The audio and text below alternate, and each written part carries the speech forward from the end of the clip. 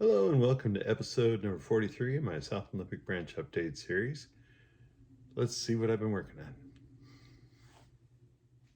on. Okay, so I spent quite a bit of time looking at the end of the peninsula here, trying to figure out exactly what I was going to do, and I'm still not totally certain. But initially, I really thought I was going to build an overpass about right here, but realistically, I don't have enough room for the road here and here to come up and meet that at a level that will work for railroad clearance. So I was bouncing some ideas off some friends, and one of them said, of the things that I was coming up with, was that I should bring it down instead and create a grade crossing here. I already have some signals that I bought a long time ago, so I could do that. It's not the perfect solution, but right now it's the best one I think I'm going to have. So to make that happen, I'm going to cut out this section here, put about a 3/4 inch piece of plywood in here, and that should bring the sub-road bed up to just about the level of the ties. Then I can come in with some styrene, bring it up to the track, and work my way across. I think I'll put some culverts over here so that I can mount the signals on each side. So that should take care of that. The other thing that I've been working on is painting some more of the styrene with the technique I discussed a couple of videos back, where I use some, I think it's Krylon fine stone texture, and then I'm painting over that with the Woodland Scenics asphalt top coat, and this is going to be the parking lot for Martin & Son. I've also got some other pieces that I'm working on for road, and I need to get some more chunks of styrene, or pieces of styrene from my friend Jim, to maintain consistency on that project. In episode 42, I worked on some rock castings and over here for the rock cut, and I'm still working on that. My friend Mike has a couple of Bragdon molds, rock molds, that I want to try. And I'll be going down to his place to pick those up in a couple of days. Sorry that I didn't get a lot of this on video, but I've been doing more conceptual stuff. So basically, I'm making a grade crossing down here because putting the overpass wasn't going to be really workable. It's going to be too high for even a realistic automotive incline. So I bounced the idea off my friend Tyler and Mike and Steve, and Tyler said, hey, make the grade crossing, that'll be better. And so that's what I'm doing. It's kind of what I was thinking I would do anyway. So I've already cut some pieces of styrene to kind of test fit those in between the rails and against the rails there. And then and I used this gauge to kind of help me get the contour that I needed. But the front of the fascia here, where there's this nice big gap, also needs to be cut, because I'm not going to ramp the road up that much. I'm just going to bring it up to here, and it happens to be where there's a brace. So I'm going to take this out with my jigsaw. I'm going to move the camera back and go get my jigsaw. Had I done this, or had I known I was going to do this when I put in the fascia, it would have been a lot less messy, but that's the way it goes sometimes. Okay.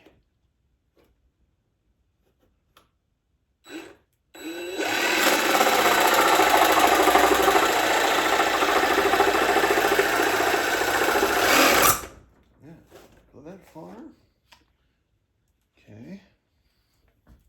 Yep. digging into the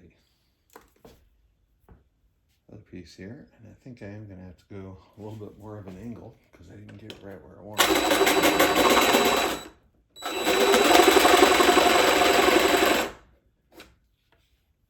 Don't like shaking the heck out of the layout, but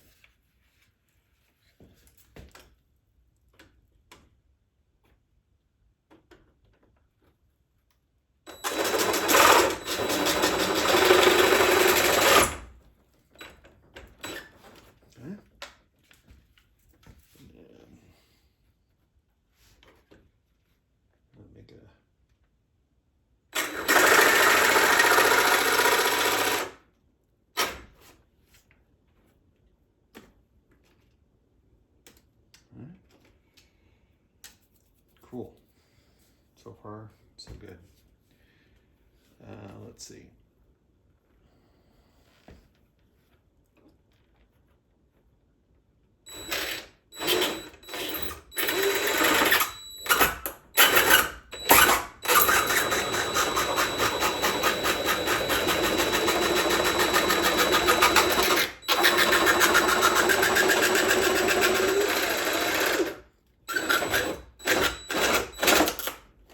Bingo.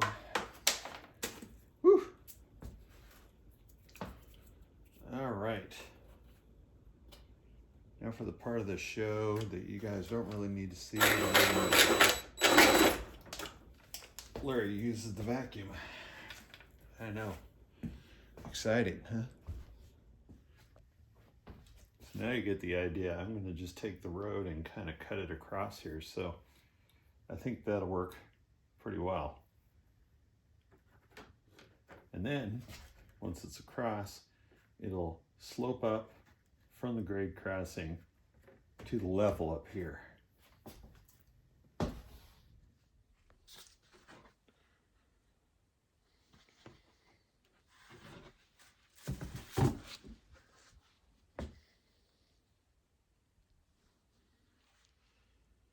Whew.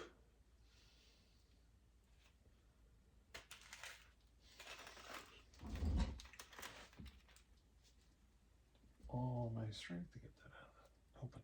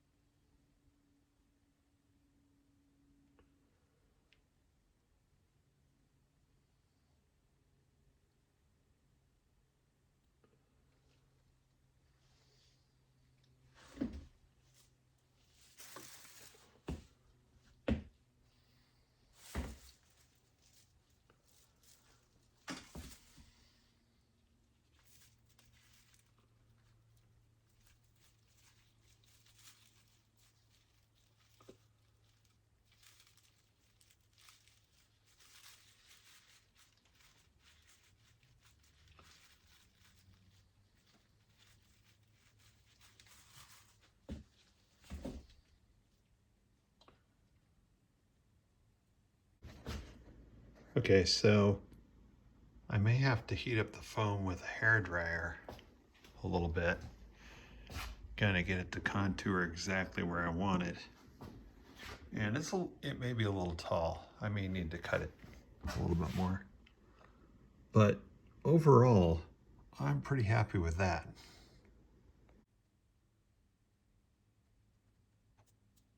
I wanted to actually show the process where I'm kind of walking the resin around the mold. This is the product they call cast satin.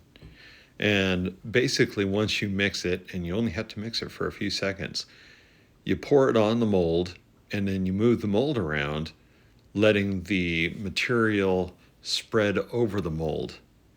And if you've got enough, and what is enough? Well, this was about 2 ounces of product. Really not that much.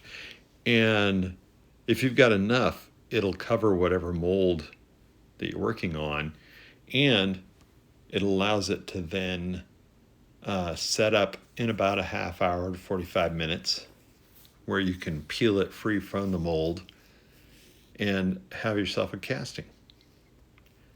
This process does have a significant odor to it, and I think it actually gave me a headache. So you can't see it, but here I'm actually working with my paint mask on.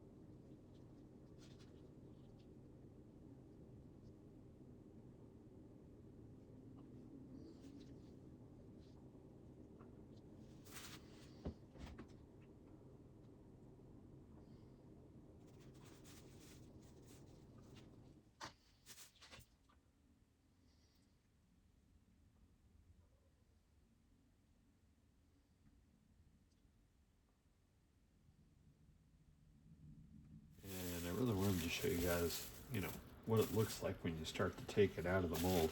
This one's been in this mold for probably about an hour.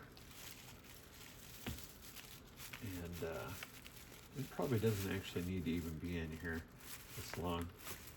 But I'm going to go ahead and just take this out. That doesn't really come out, does it? Ah, I see what it did. See it? It spilled over the side. And so the way I'm going to work around that, I knew that was going to break. The way I'm going to work around that is to work my way down to the end here.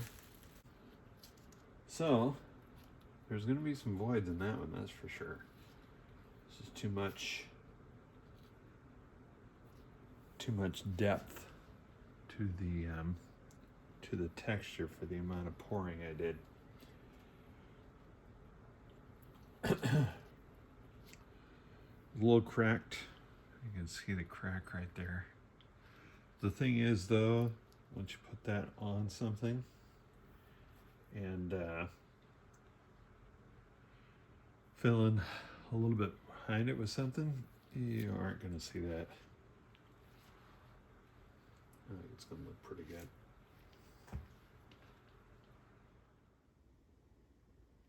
So that's how the 2 pours that I did tonight came out.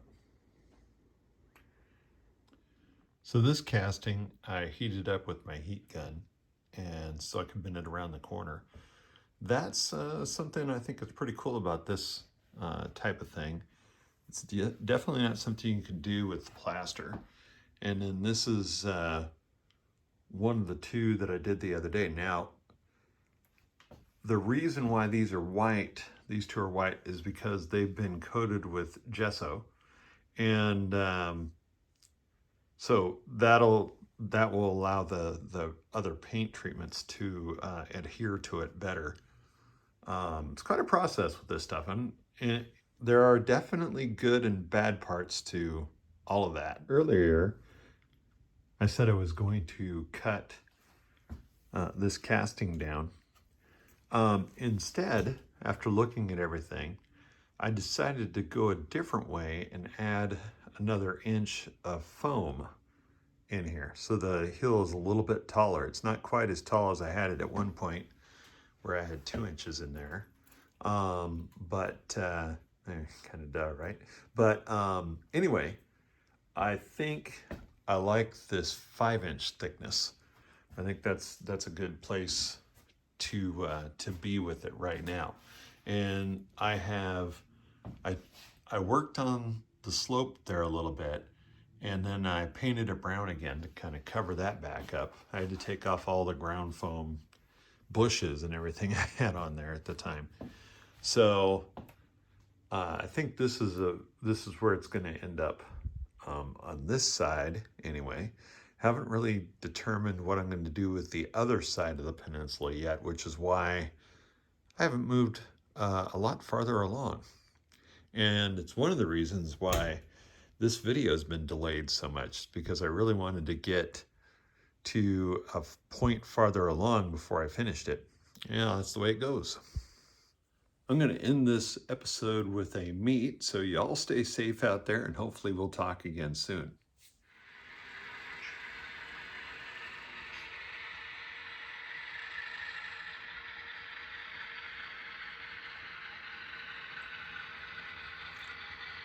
Here comes 4082, approaching Yuma.